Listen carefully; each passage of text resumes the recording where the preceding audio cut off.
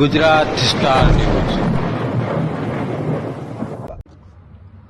પાટણ જિલ્લાના સાંતલપુર તાલુકાના આ એક દલિત સમાજના વ્યક્તિને હમણાં જ મેસેજ મળ્યા છે. વોટ્સઅપમાં મને કોઈએ ફોટો મોકલી આપ્યો. આ દલિત સમાજના વ્યક્તિ જે સાધુ તરીકેનું જીવન જીવતા હતા, બગલના ગામમાં એમણે જીવતા સળગાવી નાખ્યા છે. હાલ જ એસપી પાટણ સાથે મારી વાત થઈ. એમણે આ ન્યૂઝને કન્ફર્મ કર્યા છે. કારણ શું છે એ તપાસનો વિષય છે એવું એમણે મને કહ્યું. પણ મૂળ હરજીભાઈ દેવાભાઈ સોલંકી, મૂળ ગામ એમનું પીપરાડા અને વહુવા ગામની બાજુમાં જાખોતરા ગામમાં આ ઘટના બની છે. વહુવા ગામમાં તેઓ સાધુ તરીકે જીવન જીવતા હતા અને એમનો જે મૃતદેહ મળી આવ્યો છે એમાં મહિલાના કપડાં પહેરાવ્યા હતા, પગમાં ઝાંઝર પહેરાવી છે. એટલે બહુ રહસ્યમય સંજોગોમાં આ દલિત સમાજના 61 વર્ષના વડીલનું ખૂન કરવામાં આવ્યું છે.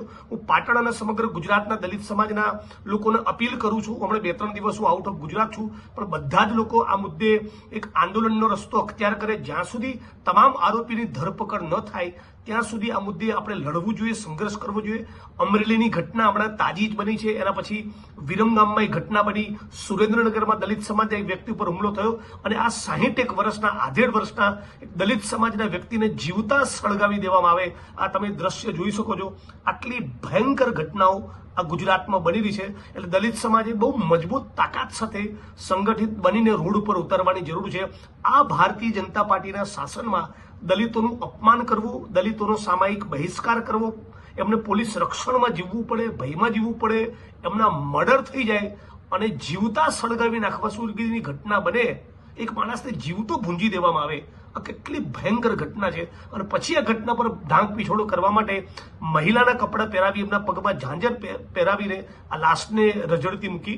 હું આશા રાખું છું પાટણ એસપી સાથે વાત થઈ, એમણે ટીમને કામે લગાડી છે. પણ દલિત સમાજના તમામ માણસોને, તમામ માણસો જે સમાનતામાં અને ન્યાયમાં માનતા હોય, બંધારણમાં માનતા હોય, બધા સાથે મળીને લડવું જોઈએ.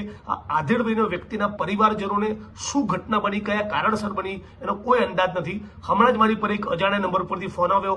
એમણે મને ઘટનાની વાત કરી અને હાલ પાટણ એસપી સાથે વાત કરી છે. પણ ગુજરાત દલિતો માટે દિન પ્રતિદિન કેટલું ભયંકર રીતે અસુરક્ષિત બની રહ્યું છે એનો એક ભરવો દાખલો છે.